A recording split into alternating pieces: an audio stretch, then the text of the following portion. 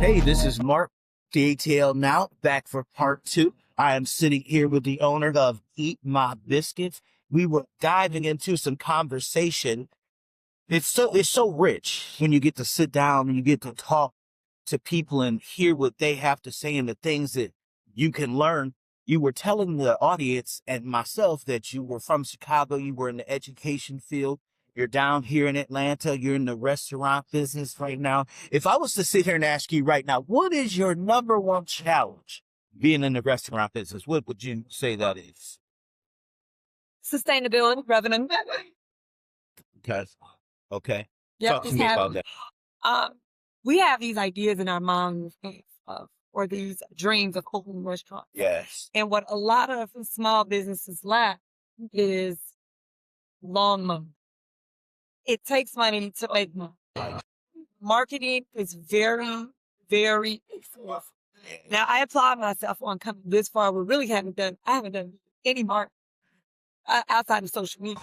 Okay. So, you have to think to yourself, with all the money McDonald's made, if everyone knows McDonald's around the entire planet, literally, Yep. they still market. Yep. They still market a Coca-Cola. Yep. They're going to show you a beautiful, oh my God, with those fizzes and the ice. You're going to see these things because that shows you the value of marketing of being present. Yeah. And I think that's where businesses like me, we struggle. Yeah. I don't have the money to market. I pulled out my picture to open up this restaurant. So I don't have a pension.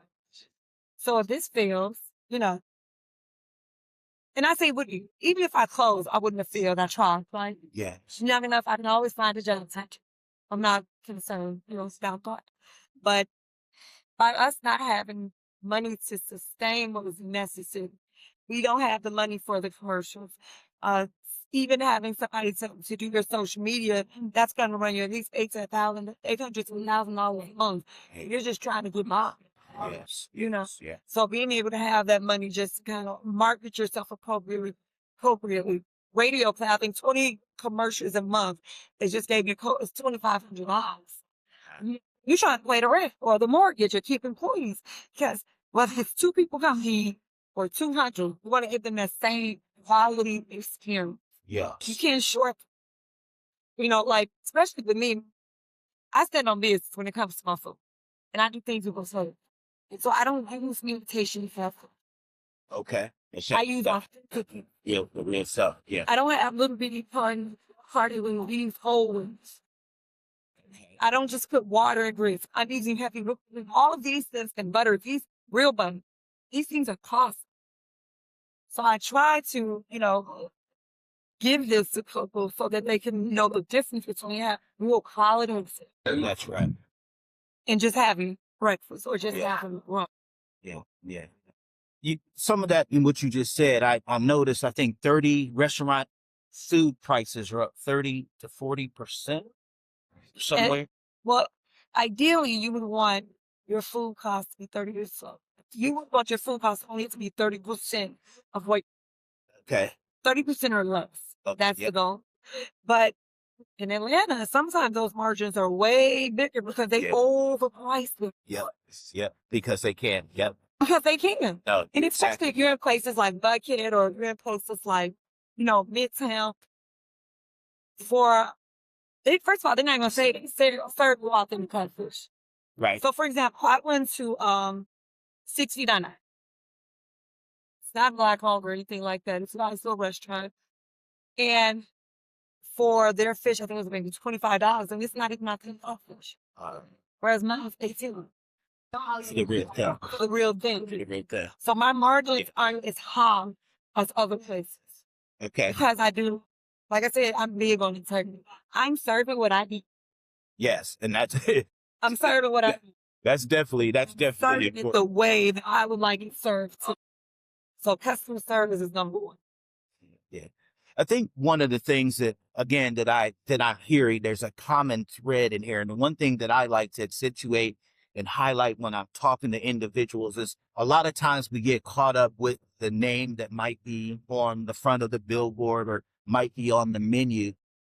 But what I'm hearing and what I'm taking and what I would like to convey to our audience is, again, we're dealing with real people. She has made real sacrifice to have this. So when you come in and you're supporting restaurants like this, when you're supporting the business owners and the businesses like this, you are supporting real people. You're supporting their dream. You're supporting, she don't have to do this, but it's a decision that she's making every day. And then to sit up here and to think about the quality. How many times do you have a restaurant owner talking about integrity? How many times in business alone do you have people using the word integrity? How many times do you have a restaurant owner saying, I am serving you what I eat, whatever I'm going to put in my body? And I have to say, she loves herself. She believes in herself. She's going to invest in herself. So when you come to this restaurant, Eat My Biscuits, you are not just investing in the business, but you're investing in a movement. You're investing in a culture. There's a reason why she decided to be here in East Point, Atlanta. Not only does she believe in herself, she believes in the community around. As we wind down this interview, I want you to talk about the vision, the community, family oriented aspect of what drives you as well. I think my biggest thing that drives me is my love for people. Yeah. Yes. That's Um, yes. and nothing brings me more joy. Like I love being in the classroom. I love our relationship with students and families. Um, and when I turned away from there, just because it had very bad, I started to build these relationships with my customers, with my staff. So working here is like working with family. Everybody always asks us, it's with family. And that's how I wanted to. I want you to come in here and feel like you at your favorite auntie. Yes. Yes. You find up them damn chicken wings, and you got those waffle, and you're having breakfast, and you feel good about what you're doing. Yeah. I tell my students, every guest that comes in with my business should walk out for me. To see people come together, because you have to see in a restaurant, people are going to come for different reasons. They come to celebrate miracles, birthdays, anniversaries, but they're also coming at a time of mourning. And they've experienced loss, when they've experienced divorces, when they've been let go of jobs. So being able to talk to them, to see them, take that first bite and close their eyes like, yeah, yeah. So I'm always in the kitchen. I'm always here. In the kitchen, the front. I love being in the kitchen, and I love to watch what I'm creating. Yes. With my staff, my back of the house. And when I'm not in the kitchen, they don't home. But I also love to be up here to talk to them. What went well? What did you like? How did you hear? Those things are important. Yes. What I'm hearing is the old South. That's what I'm hearing. Food is important. Food and family is important. And a lot of things happen around that table. So what I'm hearing is not only is this a restaurant, not only is this a movement, but this is a culture. So when people walk in the door, they can feel the love. Yes. They can feel the family. They can feel the camaraderie. And it makes them feel like they're part of it. That is Now they feel fantastic. like they're part of it. Like, I come here because, I feel like when I give her my feedback, it matters. Yes. You know what I'm saying? And it does. Yeah. And I can't please everybody. I ain't crazy. Look at the line coming through the door. Look at the people coming in. Yeah, hello, thank y'all. Appreciate it. That is fantastic. That is fantastic. Let me put this out there for the community, and I don't think I've ever done this before, but I'm going to make an appeal to our viewers and to our audience because I think we're on to something here. Whatever you can do to support this particular business, this particular person, I don't care if it's coming here and getting a glass of sweet tea.